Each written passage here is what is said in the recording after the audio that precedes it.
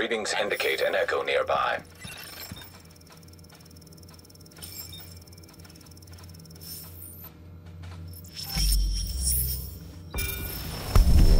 Well, here I am, Aaron Keener, the First Wave's prodigal son. Normally I'd do this face-to-face, but I'm not 100% sure which way you'll jump.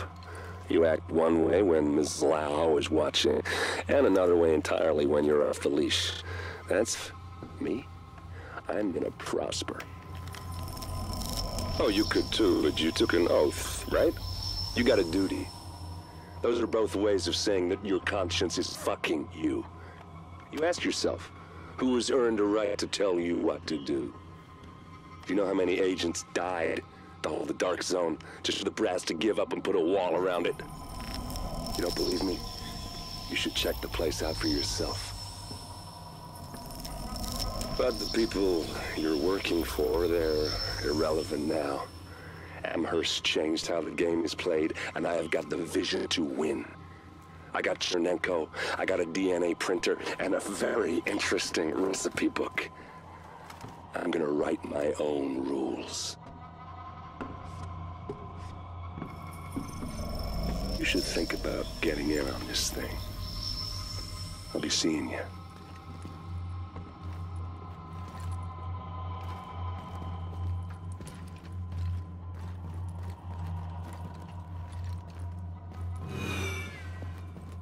You're scaring Agent, me.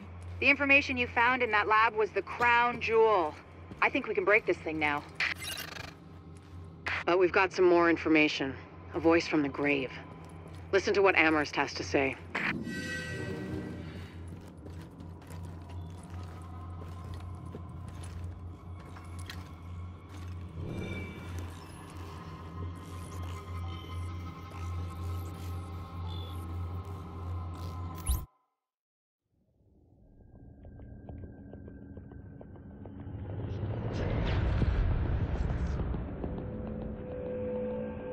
What you're looking at is the smallpox virus, one of the deadliest pathogens on the planet.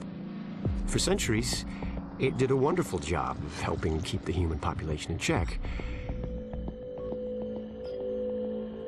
But times change, and sometimes Mother Nature needs a hand in improving her creations. Like, say, speeding them up a little bit, making them contagious when they should be quietly incubating in a host, or making them more lethal.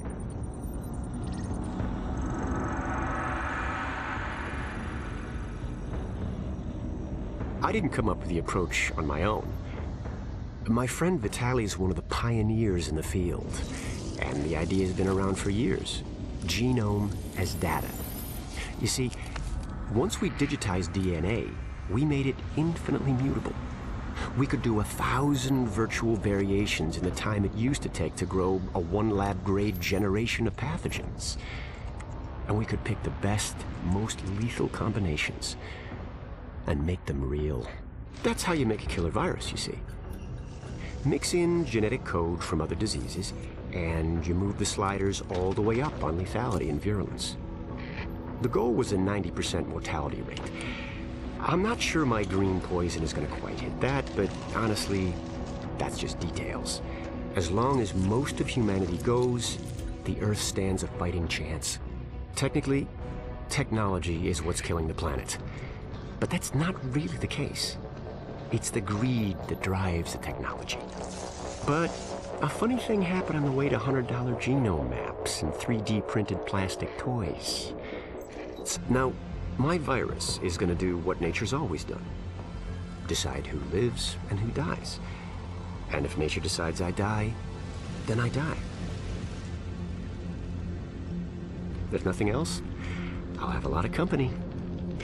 Natural selection at its finest, helped along by a little unnatural genetic manipulation. It's all data, really. Life's just a method of processing it. The same way I processed the smallpox genome on my laptop. And who's to say that wasn't the plan all along? If, by some miracle, you survive green poison, then nature's decided you deserve to live. The rest of us shouldn't and won't. Godspeed. I'll see you in hell.